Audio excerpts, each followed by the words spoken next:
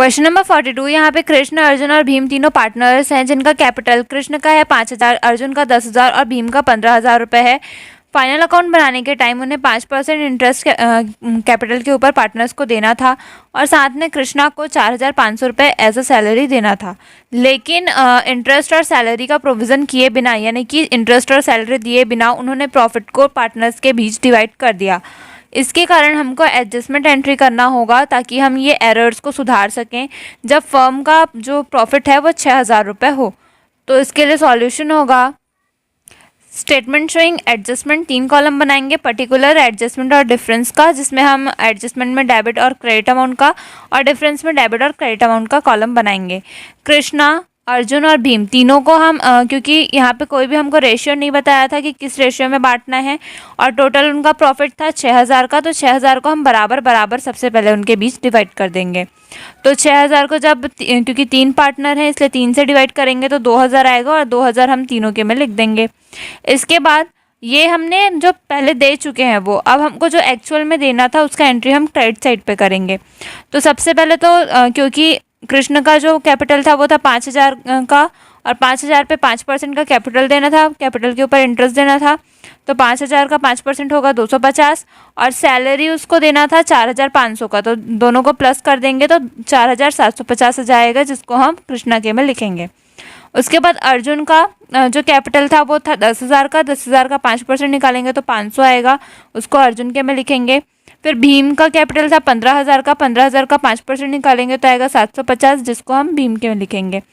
अब यहाँ पे डिफरेंस निकालेंगे तो कृष्णा का जो क्रेडिट अमाउंट है वो ज़्यादा है और डेबिट अमाउंट 2,000 है और क्रेडिट अमाउंट 4,750 है, माइनस करेंगे तो इनका डिफरेंस आ जाएगा 2,750 का, जिसको अपन यहाँ पे क्रेडिट साइड पे लिखेंगे।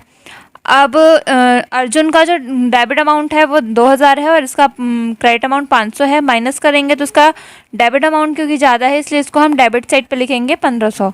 उसके बाद 2,000 में से 750 माइनस करेंगे तो फिर भीम के में भी डेबिट अमाउंट में आ जाएगा 1,250 क्योंकि इसका डेबिट अमाउंट ज़्यादा है।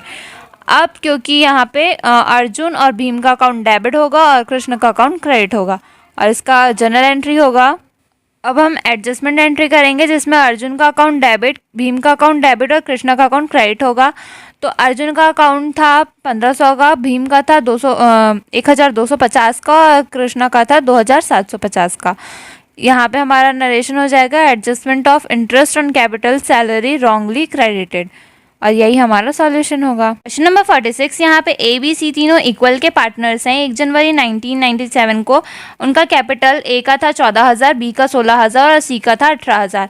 अकाउंट क्लोज किया उन्होंने 1997 में, तो उन्होंने ये पाया कि उन्हें 5% पर एनम इंटरेस्ट देना था कैपिटल के ऊपर पे, पर वो इंटरेस्ट देना भूल गए हैं। तो उन्होंने डिसाइड किया कि हम नेक्स्ट ईयर एडजस्टमेंट एंट्री करके इंटरेस्ट देंगे और इस एरर को सुधार लेंगे। तो हमें एडजस्टमेंट एंट्री करनी है ये एज्यूम करते हुए कि जो कैपिटल्स हैं वो फिक्स्ड हैं। एडजस्टमेंट टेबल इसमें 3 कॉलम होगा, पर्टिकुलर, एडजस्टमेंट और डिफरेंस का, जिसमें एडजस्टमेंट और डिफरेंस को हम डेबिट अमाउंट और क्रेडिट अमाउंट में डिवाइड करेंगे। अब ए का जो हम निकालेंगे इंटरेस्ट ऑन कैपिटल, तो ए का कैपिटल था 14,000, 14,000 का जब 5% निकालेंगे तो आ जाएगा 700। फिर बी का कैपिटल था 16,000 का, 16,000 का 5% 800 आ जाएगा और सी का कैपिटल था 18,000, 18,000 का 5% 900 आ जाएगा। तीनों को प्लस करेंगे तो आ जाएगा 2,400 का। 2,400 को अब क्योंकि ये इक्वल के पार्टनर हैं इसलिए हमको इक्वली डिवाइड करना होगा।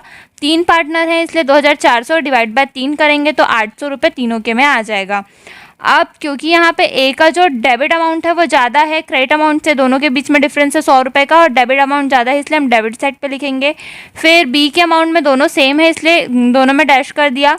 फिर सी के में दोनों में डिफरेंस है 100 रुपये का, मतलब माइनस करेंगे तो 100 रुपये का डिफरेंस आएगा और क्रेडिट अमाउंट ज़्यादा है इसलिए क्रेडिट साइड पे 100 रुपये लिखा।